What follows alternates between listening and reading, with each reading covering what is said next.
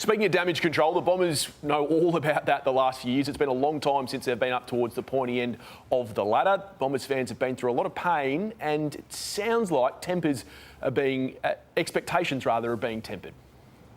Brad has brought discipline to this club and has elevated our standards. If you don't prepare properly, don't give your all on match day, conduct yourself as a professional athlete on and off the field, I don't think you'll be here long.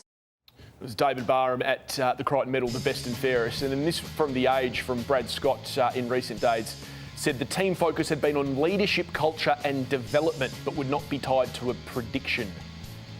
They would achieve this year despite sharing the goal of playing finals with 16 or 17 clubs. Does that sound to you, Lordo, about right? Just on that, it's come out a few times around Brad Scott, Dave Barham about the behaviours. It's interesting that Jake Stringer's no longer at the club, so they still don't seem like they're happy with where they've got to, even though Brad's been at the club for 2 years.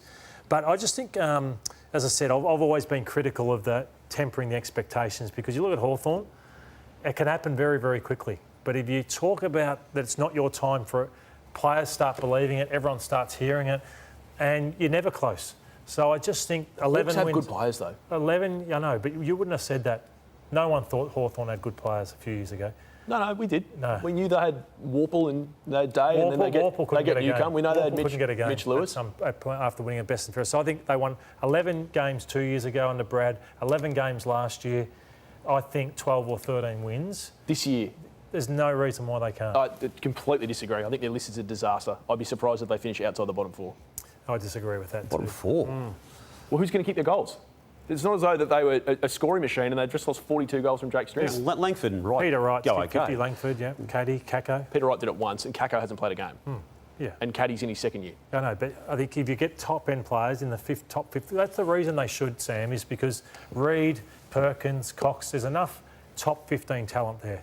Jimmy, I love the openness of Zach Merritt recently publicly, and I've got to say, I actually agree with the sentiment here, but just want to raise it tonight as a panel as to how this may go down with some teammates and maybe some other fringe players around the competition, when he basically says that the AFL to inflate the best players' salaries to fast-track the growth of the game, and he believes the way to achieve that is to reduce list sizes, turn the AFL into a high-performing, results-based comp rather than the development league that it sometimes is. Well, when I read that, I just thought that is a captain in lockstep with his coach. His coach, Brad, has been saying this since 2017, back in his time at the Kangaroos, and then he also floated the number of other times after that. They are believers in the fact that the VFL should be thickened up, and you just have your top 30 players, and you pay your best players, like Zach Merritt, more, and it's not a development competition. Is there any way that could work?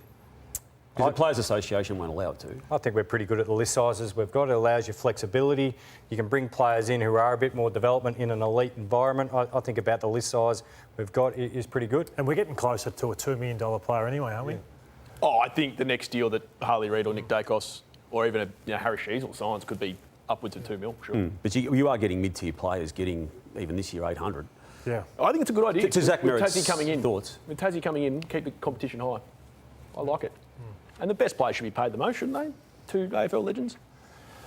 I was never one of those. Oh, you were never one of those. No, you were never one of the best. No, I didn't have any side deals either. Sorry, Sam. That sounded like a clip to Lotto.